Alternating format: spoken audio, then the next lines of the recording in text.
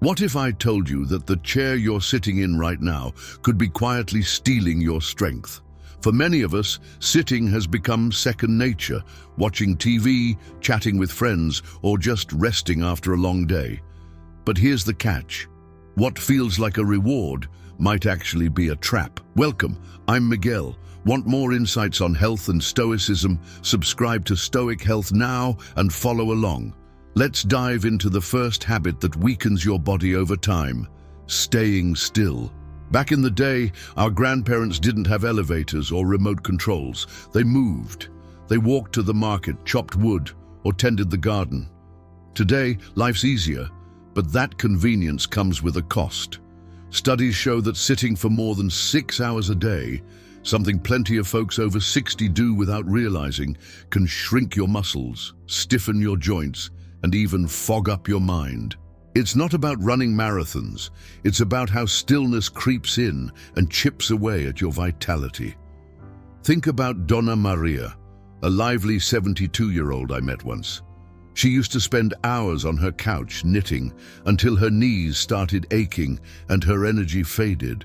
One day, she swapped 30 minutes of sitting for a slow walk around her backyard. A month later, she was climbing stairs without that old groan. Small moves, big wins. Science backs this up. Just 20 minutes of light movement a day can cut your risk of heart trouble by 30%. That's not a gym membership. That's a stroll while listening to your favorite radio station. Now here's where Stoicism steps in. Marcus Aurelius, that old Roman emperor, said, "You have power over your mind, not outside events." Can't control the rain keeping you indoors? Fine. Walk around your living room, stretch by the window, or dance to a song from the 60s. It's not about perfection. It's about refusing to let excuses win. Set a timer every hour to stand up and move for 5 minutes, maybe water a plant or grab a glass of water. Try chair squats. Stand up from your seat and sit back down 10 times slowly. It's simple, but it wakes your legs up. Pair movement with something you love, like swaying to a classic tune. Staying still isn't rest, it's rust.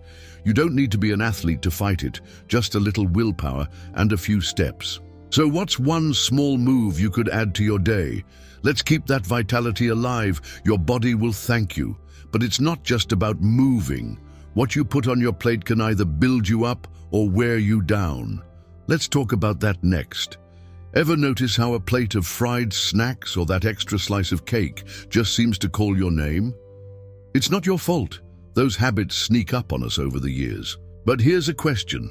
Are you feeding your body or just filling it up? Let's unpack the second habit that weakens you over time: eating without thinking. Back in the 70s, a meal was an event. Fresh bread, a pot of soup, maybe some greens from the yard. Fast forward to now, and it's easy to grab a bag of chips or heat up something frozen. Convenience is king, but it's a tricky one. Research shows that diets high in sugar and processed stuff, think sodas, packaged pastries, or those salty crackers, can spike inflammation in your body. Over time, that's a recipe for creaky joints, a sluggish heart, and even a cloudier memory. Take So Juan, a 68-year-old retiree. He loved his afternoon coffee with a pile of biscuits, a ritual from his working days. But his energy crashed every evening, and his doctor flagged his blood sugar. Juan didn't ditch the coffee. He swapped the biscuits for a handful of nuts and a slice of fruit. Weeks later, he was back to fixing his old bike without puffing. Small shift, big payoff. Studies say cutting processed carbs can lower your diabetes risk by up to 40%. That's real power on your plate. Here's the Stoic angle. Epictetus, another wise Roman, said, "Some things are up to us, and some are not. You can't undo yesterday's meal, but you can choose today's."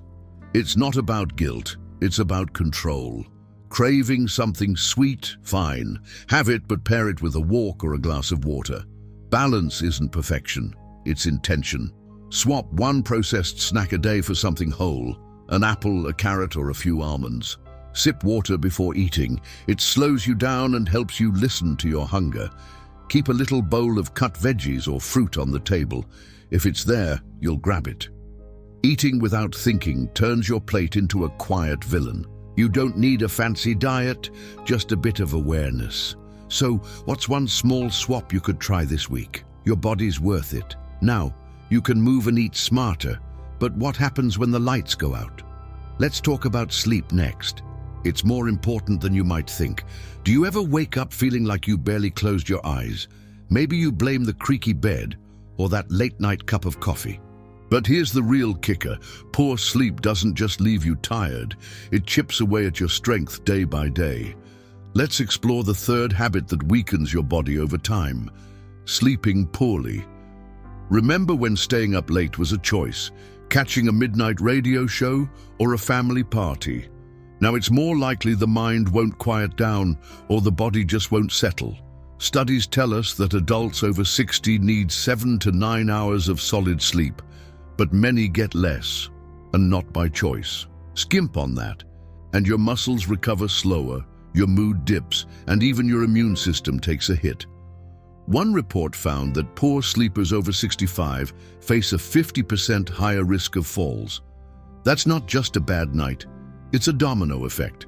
Think of Donna Clara, 74, who used to toss and turn, replaying old worries. She started a simple trick. No TV an hour before bed, just a book and a cup of chamomile tea. Within a week, she was nodding off faster and waking up sharper. It's not magic, it's science. Cutting screen time boosts melatonin, that natural sleep signal your body craves. Now let's borrow from the Stoics. Seneca said, "We suffer more in imagination than in reality." Lying awake, fretting about tomorrow, that's your mind, not your fate. Try this. Focus on your breath for a minute. In, out, slow. It's not about forcing sleep.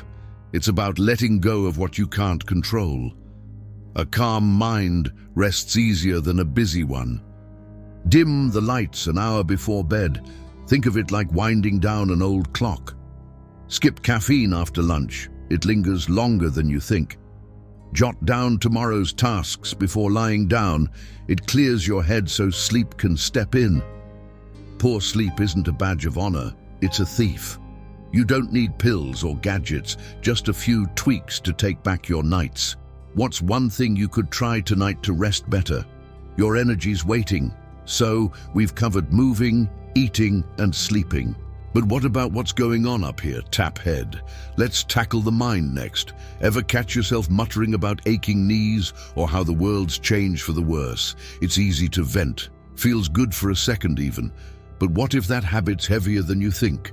Let's dig into the fourth habit that weakens your body over time: complaining instead of acting.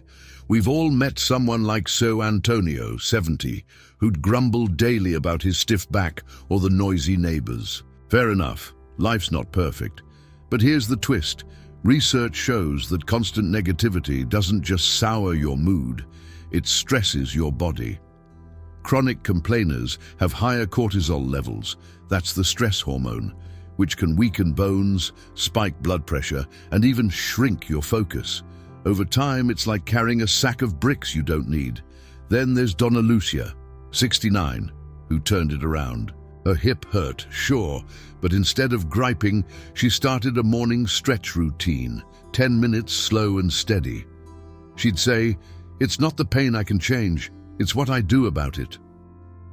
Months later, she was walking farther and smiling more. Studies back her up. People who shift from whining to problem solving report less pain and better sleep. It's not about ignoring the bad, it's about not letting it run the show. Here's where Stoicism shines. Marcus Aurelius wrote, "What need is there to weep over parts of life? The whole of it calls for tears." Translation: life's tough for everyone, but you decide where your energy goes. Can't fix the weather or the years gone by? Let it be.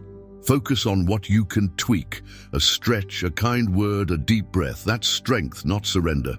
Catch yourself mid-complaint. Swap it for one thing you're grateful for today. Set a tiny goal when something bugs you, like standing taller instead of slumping. Talk to a friend about solutions, not just problems. It lifts you both. Complaining feels like relief, but it's a weight you can drop. You're not powerless. You're just one choice away from lighter days. What's one gripe you could turn into action today? You've got this. So there you have it. 4 habits to ditch for a stronger, fuller life. Let's tie it all together.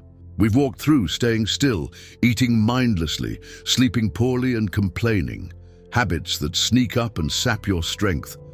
But here's the good news. You don't need superpowers to fight them. A short walk, a smarter plate, a better night, a shift in thinking, small moves, massive gains. You're not just aging, you're building a life worth living. So what's your next step? Like this video, share it with someone who needs it or drop a comment with your thoughts. Let's keep this going together.